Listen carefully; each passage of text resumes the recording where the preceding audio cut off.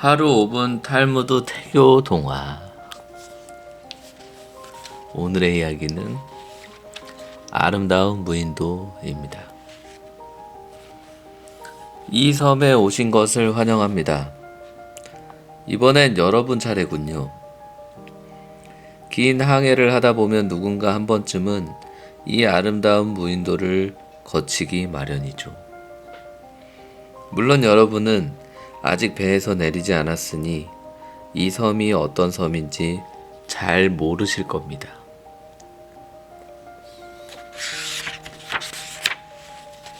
벌거벗은 원주민들이 살고 있는지, 사나운 짐승들이 들끓는 곳인지, 아니면 물 한 방울 없는 메마른 섬인지 여러모로 불안하시겠죠.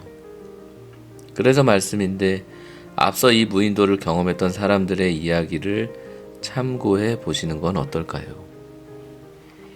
언젠가 승객을 잔뜩 싣고 가던 배가 폭풍을 만난 적이 있습니다. 배는 파도에 이리저리 휩쓸리다 엉뚱한 곳에서 아침을 맞았는데 그게 바로 이 무인도였답니다. 섬을 보는 순간 승객들의 입에서 탄성이 터져 나왔죠.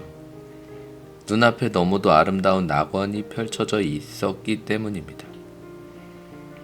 선장은 배를 수리하는 동안 섬에 잠시 머물기로 결정했습니다. 하지만 여러분, 너무 멀리 가시면 안 됩니다. 순풍이 불면 곧바로 출발해야 하니까요. 승객들은 술렁거리기 시작했습니다.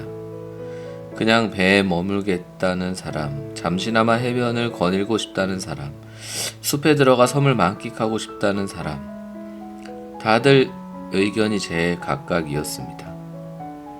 잠시 후 승객들은 각자의 입장에 따라 5무리로 나뉘었습니다. 자, 이제부터 본격적인 이야기가 시작됩니다. 이 5무리가 제각각 어떻게 행동하고 또 어떤 결과를 맞게 되었는지 하나하나 살펴볼까요? 첫 번째 무리. 이 사람들은 아예 배에서 내리지도 않았습니다. 눈앞에 푸른 야자 나무들이 손짓하는데도 꾹 참고 그냥 선실에 머물기로 한 거죠. 섬에 전혀 흥미를 못 느낀 걸까요? 그렇지 않습니다.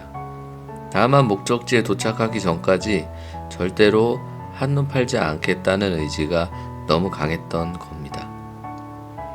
섬에서 흥청망청 지내다가 자칫 배를 놓치기라도 하면 낭패잖아요. 그런 위험을 감수하느니 차라리 배에 머무는 편이 낫죠.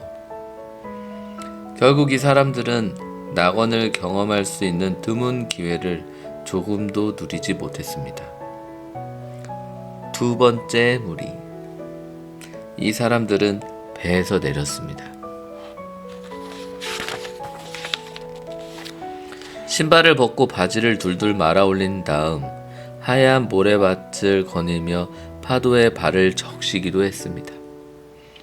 야자나무 그늘 아래에 앉아 열매를 나눠 먹으며 싱그러운 바닷바람을 한껏 들이마시기도 했죠. 숲속엔 무엇이 있을까? 무인도에 숨겨진 비경이 궁금하기도 했지만 정작 숲으로 들어서는 사람은 없었습니다. 이들은 잠시나마 피로를 푼 다음 미련 없이 해변을 떠나 다시 배로 돌아갔습니다. 살짝 아쉽긴 하지만 그래도 잠깐의 휴식 덕분에 활기를 되찾았을 뿐만 아니라 남은 항해도 거뜬히 견딜 수 있었다고 합니다. 세 번째 무리. 이 사람들도 처음에는 두 번째 무리처럼 해변을 거닐며 휴식을 즐겼습니다. 하지만 두 번째 무리가 돌아간 뒤에도 이들은 좀 더 섬에 머물렀습니다. 숲속에 무엇이 있을까? 선뜻 들어서지 못해도 호기심은 좀처럼 사라지지 않았죠. 우리 조금만 더 쉬다 갑시다. 해변에 대한 미련과 숲을 향한 호기심이 자꾸만 이들을 붙잡았습니다. 야자나무 그늘 아래 드러누워 잠을 자는 사람도 있었습니다.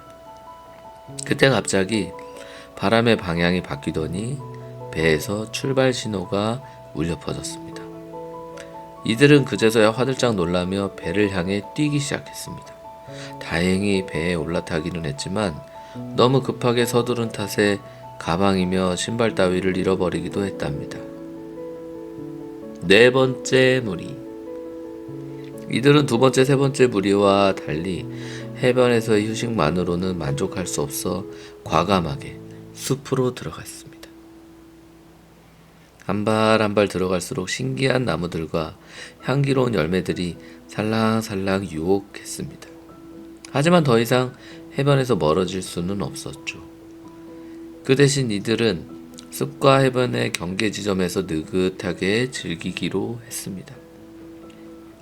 잠시 후 바람의 방향이 바뀌고 출발 신호가 울려 퍼졌지만 누구 하나 서두르는 사람이 없었습니다. 설마 우릴 두고 떠나겠어요? 하지만 막상 배가 출발하자 다들 부랴부랴 바다에 뛰어들기 바빴습니다. 그리고 죽기 살기로 헤엄을 친 뒤에야 배에 오를 수 있었죠.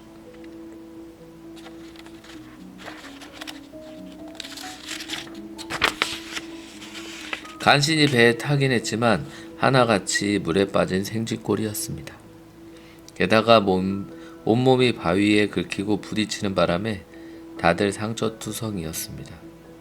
이들 중 대부분은 훗날 목적지에 도착한 뒤에도 오랫동안 후유증에 시달렸다고 합니다. 다섯 번째 무리. 이 사람들은 배에서 내리자마자 숲으로 성큼성큼 들어갔습니다. 그리고 아무도 돌아오지 않았습니다. 섬의 아름다움에 넋을 잃은 나머지 숲속으로 너무 깊이 들어갔기 때문입니다. 게다가 탐스런 열매들 중 덜어는 독성이 강한 것도 있다는 사실을 그들은 몰랐습니다. 향기로운 꽃나무 뒤에 사나운 맹수나 독충이 살고 있다는 사실도 전혀 몰랐습니다. 결국 그들은 길을 잃거나 맹수에 쫓겨 하나 둘씩 사라지고 말았습니다. 멀리서 출발 신호가 울려 퍼졌지만 다섯 번째 무리에서 그 소리를 들은 사람은 아무도 없었습니다. 자, 이야기는 여기까지입니다. 도움이 되셨는지요? 인생이라는 건 긴 항해를 하다 보면 누구에게나 이 아름다운 무인도처럼 즐겁고 짜릿한 순간을 만날 기회가 찾아온다고 합니다. 사람마다 그런 순간들을 대하는 방식에 조금 차이는 있지만 앞서 소개한 다섯 무리에서 크게 벗어나는 경우는 없다고 하더군요.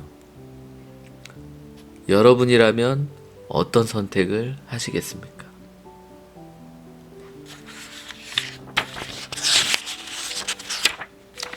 아기에게 전하고 싶은 아름다운 가치사전.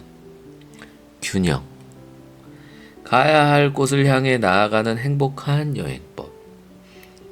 누구에게나 가야 할 목적지가 있지만 거기까지 도착하는 방법은 제각각이란다. 앞만 보고 달려가는 사람, 쉬엄쉬엄 즐기며 가는 사람, 놀면서 더디 가는 사람, 놀다가 너무 늦게 가는 사람, 놀다가 길을 잃는 사람. 산다는 건 왔던 길을 되돌아 다시 떠날 수 없는 단 한 번의 여행이기에 가는 내내 균형을 잡아야 한단다. 오늘의 이야기는 여기까지입니다. 잘 들었나요? 알겠어요. 균형 잡힌 삶을 살 수 있도록 일과 삶을 균형 잡게 살면서 자기와 행복하게 살겠습니다. 오늘의 이야기 끝.